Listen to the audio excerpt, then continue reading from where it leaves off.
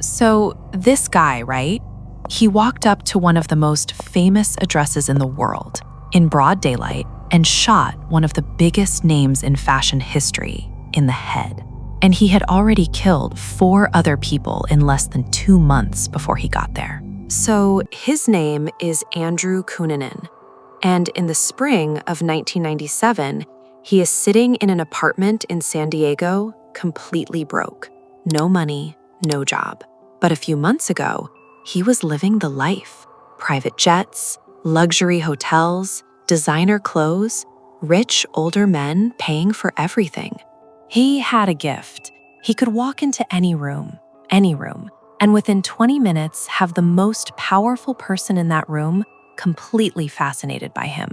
He was charming, spoke several languages, could discuss art, opera, history, whatever the room required.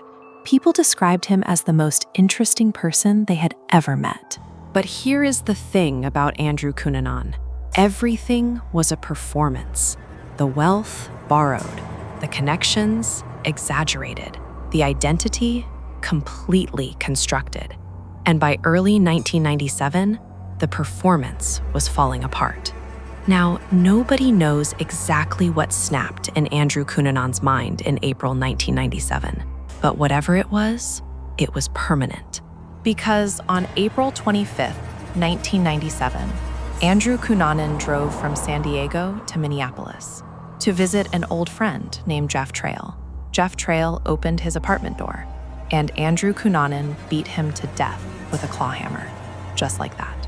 He rolled Jeff's body in a rug, left it in the apartment, and drove to another friend's house, David Madsen, another old friend, another person who trusted him completely. Andrew stayed with David for 2 days, in the same apartment, with a dead body rolled in a rug in the next room. 2 days. Then he drove David out to a lake in Minnesota and shot him 3 times, left his body by the water, and kept driving. Now, here's where Gianni Versace enters this story. Gianni Versace was 50 years old in the summer of 1997. He had built one of the most recognizable fashion empires in the world from nothing. A working-class boy from Calabria in southern Italy who came to Milan with nothing but talent and ambition. By 1997, Versace was worth an estimated $800 million. His Miami Beach mansion, Casa Casamar, sat on Ocean Drive, one of the most famous addresses in America.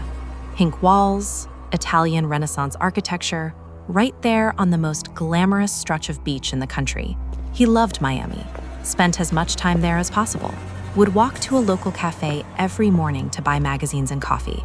The same route, the same cafe, every single morning. He was not hiding. Why would he be? He was Gianni Versace. Now, the FBI had been tracking Andrew Cunanan for weeks. His face was everywhere. America's Most Wanted had featured him. Posters were up across the country. And there were specific warnings, credible warnings, that Andrew Cunanan might be targeting gay men in the celebrity and fashion world. Versace was openly gay.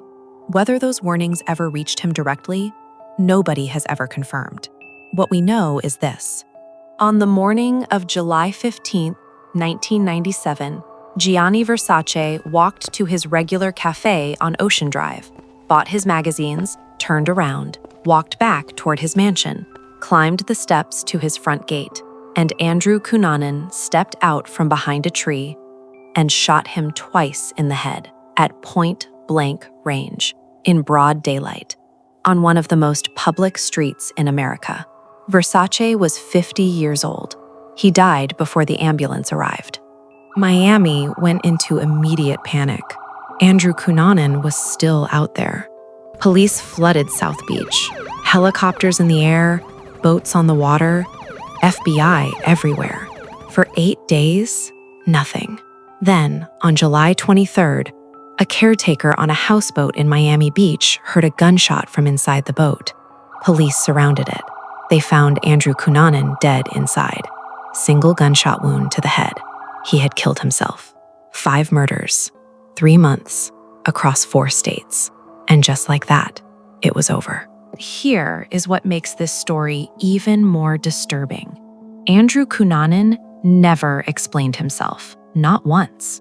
Nobody knows why he targeted Versace specifically. They were not close friends.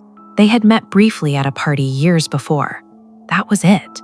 Some investigators believe Versace was chosen because of his fame, that Andrew wanted his final act to be so shocking the world could never ignore him.